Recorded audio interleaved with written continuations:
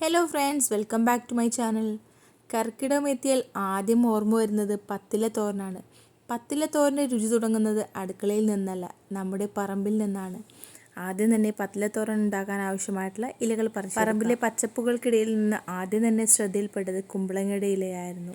കുമ്പളങ്ങ വള്ളിയിൽ നിന്നും അതിൻ്റെ നാരുകൾ കയ്യിൽ കൊള്ളാതെ 2-3 ഇലകൾ അടർത്തിയെടുത്തു.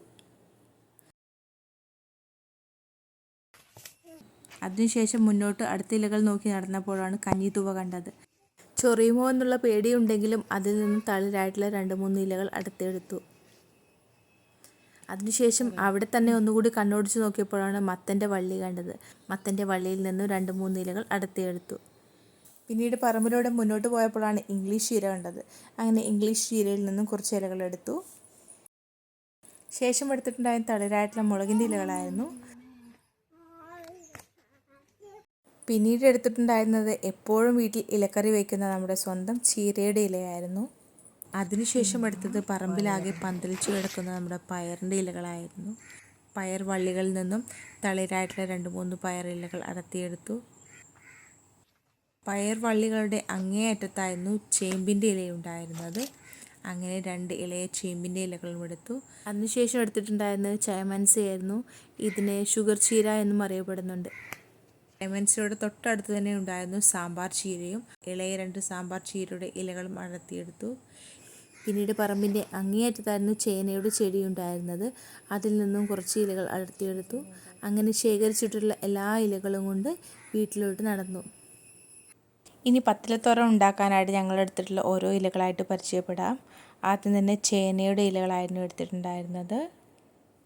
രണ്ടാമതായിട്ട് എടുത്തിട്ടുണ്ടായിരുന്നത് സാമ്പാർ ചീരയായിരുന്നു. അതിൻ്റെ ഇളയ ഇലകളാണ് കിട്ടിയിട്ടുണ്ടായിരുന്നത് കേട്ടോ. മൂന്നാമത്തതായിട്ട് എടുത്തിട്ടുണ്ടായിരുന്നത് മുളകിൻ്റെ ഇലകളായിരുന്നു. അതിനുശേഷം കുമ്പളങ്ങയുടെ ഇലകളായിരുന്നു. പിന്നീട് എടുത്തത് ഇംഗ്ലീഷ് മുരിങ്ങയായിരുന്നു. ഇംഗ്ലീഷ് മുരിങ്ങയ്ക്ക് ശേഷം എടുത്തിട്ടുണ്ടായിരുന്നത് പയറിൻ്റെ ഇലകളായിരുന്നു. അതിനുശേഷം എടുത്തിട്ടുണ്ടായിരുന്നത് പച്ച ചീരയുടെ ഇലകളായിരുന്നു. പിന്നീട് എടുത്തിട്ടുണ്ടായിരുന്നത് ചയമൻസ, ഷുഗർ ചീര എന്നും അറിയപ്പെടും. അതിനുശേഷം എടുത്തിട്ടുണ്ടായിരുന്നത് കഞ്ഞിത്തുവ. കഞ്ഞിത്തുവയ്ക്ക് ശേഷം എടുത്തിട്ടുണ്ടായിരുന്നത് മത്തനിലയായിരുന്നു. അതിനുശേഷം എടുത്തിട്ടുണ്ടായിരുന്നത് ചേമ്പിൻ്റെ ഇലയായിരുന്നു. അപ്പോൾ ഇത്രയും ഇലകളാണ് ഞങ്ങൾ പത്തില തോരൻ ഉണ്ടാക്കാനായിട്ട് എടുത്തിട്ടുള്ളത്.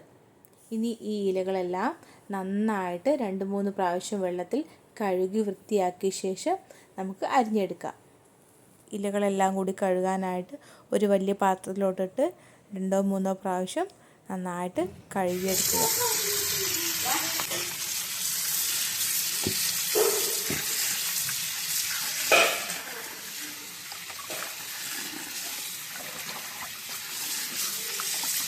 ഇതിലുള്ള എക്സ്ട്രാ വെള്ളമെല്ലാം ഊറ്റി ഒഴിവാക്കുക. അപ്പോൾ ഇലകളൊക്കെ നന്നായിട്ട് കഴുകി വൃത്തിയാക്കി അതിൽ നിന്നുള്ള വെള്ളമൊക്കെ ഒഴിവാക്കി കളഞ്ഞെടുത്തിട്ടുണ്ട്. ഇനി ഇത് ചെറുതായിട്ട് അരിയുന്നതിന് മുന്നോടിയായിട്ട് മത്തൻ്റെ ഇലയിലും അതുപോലെ തന്നെ കുമ്പളങ്ങയുടെ ഇലയിലൊക്കെ ബാക്കിൽ ഒരു നാരുണ്ടാവും. ആ നാരൊക്കെ നമുക്ക് ആദ്യം തന്നെ ഒന്ന് അടർത്തിയെടുക്കാം. ശേഷം കുറേശ്ശെ ഇലകളായിട്ട് ഓരോ പിടിയായി പിടിച്ച് നല്ല കനം കുറഞ്ഞ് ചെറിയ കഷ്ണങ്ങളായിട്ട് നമുക്ക് അരിഞ്ഞെടുക്കാം. ഒരു പ്രാവശ്യം കനം കുറച്ച് നീളത്തിൽ അരിഞ്ഞെടുത്തതിന് ശേഷം വീണ്ടും അത് ചെറുതാക്കാമെന്ന് കരുതിയിട്ട് അരിഞ്ഞെടുത്തിട്ടുണ്ടെങ്കിൽ ഒരു ചെറിയ കയ്പ്പ് അനുഭവപ്പെടും. അപ്പോൾ ആദ്യം തന്നെ നമ്മൾ ചെറിയതാക്കി അരിഞ്ഞാൽ മതി.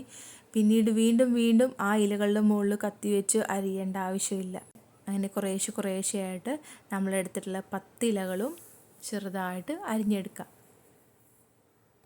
അരിഞ്ഞെടുത്ത ഇലകളെല്ലാം കൂടി ഒരു ബൗളിലാക്കി മാറ്റി. അങ്ങനെ കുറേശ്ശെയായിട്ട് ഇലകളെല്ലാം ചെറുതാക്കി കനം കുറഞ്ഞ് അരിഞ്ഞെടുത്തിട്ടുണ്ട്. ഇനി ഇതിലേക്ക് ഒരു അരക്കഷ്ണം നാളികേരം വേണം. അരക്കഷ്ണം നാളികേരം ചിരവി എടുത്തിട്ടുണ്ട്. ഇനി മിക്സിയുടെ ജാറിലേക്ക് അരക്കഷ്ണം ചിരവി വെച്ച നാളികേരവും 3 ചെറിയ ഉള്ളിയും ഒരു പച്ചമുളകും ഇട്ട് ജസ്റ്റ് ഒന്ന് ക്രഷ് ചെയ്തെടുക്കുക. നന്നായിട്ട് അരിഞ്ഞു വരേണ്ട ആവശ്യമില്ല, ജസ്റ്റ് ഒന്ന് ക്രഷ് ചെയ്തെടുത്താൽ മാത്രം മതി. ഇനി നമുക്ക് പത്തിലത്തോരൻ തയ്യാറാക്കാം. പാൻ അടുപ്പത്ത് വെച്ച് ആവശ്യത്തിനായിട്ടുള്ള വെളിച്ചെണ്ണ ഒഴിച്ചു കൊടുക്കുക. എണ്ണ നന്നായി ചൂടായി വന്ന ശേഷം 1 ടേബിൾ സ്പൂൺ കടുകിട്ട് നന്നായിട്ട് പൊട്ടിച്ചെടുക്കുക. കടുക് ഏകദേശം എല്ലാം പൊട്ടിക്കഴിയുമ്പോൾ ഇതിലേക്ക് 1 ടേബിൾ സ്പൂൺ ഉഴുന്നിട്ട് ലൈറ്റ് ഗോൾഡൻ ബ്രൗൺ ആകുന്നത് വരെ വഴറ്റിയെടുക്കുക.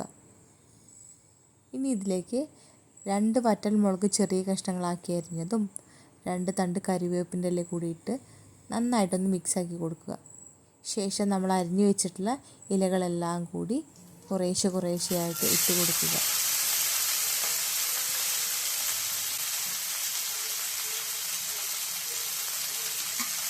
ഇനി തോരന് ആവശ്യമായിട്ടുള്ള ഉപ്പ് കൂടി ഇട്ട് കൊടുത്ത് നന്നായി മിക്സാക്കി എടുക്കുക.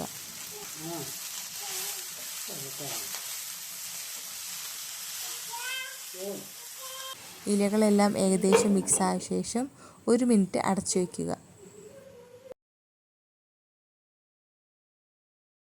1 മിനിറ്റിന് ശേഷം തുറന്നു നോക്കുമ്പോൾ ഇലകൾ ഏകദേശം എല്ലാം നന്നായിട്ട് വാടി വന്നിട്ടുണ്ട്. ഇനി ഇതിലേക്ക് നമ്മൾ ക്രഷ് ചെയ്ത് വെച്ചിട്ടുള്ള തേങ്ങയുടെ മിശ്രിതം ആഡ് ചെയ്ത് കൊടുത്ത് ഇലയും തേങ്ങയും എല്ലാം നന്നായിട്ട് യോജിക്കുന്ന രീതിയിൽ മിക്സ് ചെയ്തെടുക്കുക.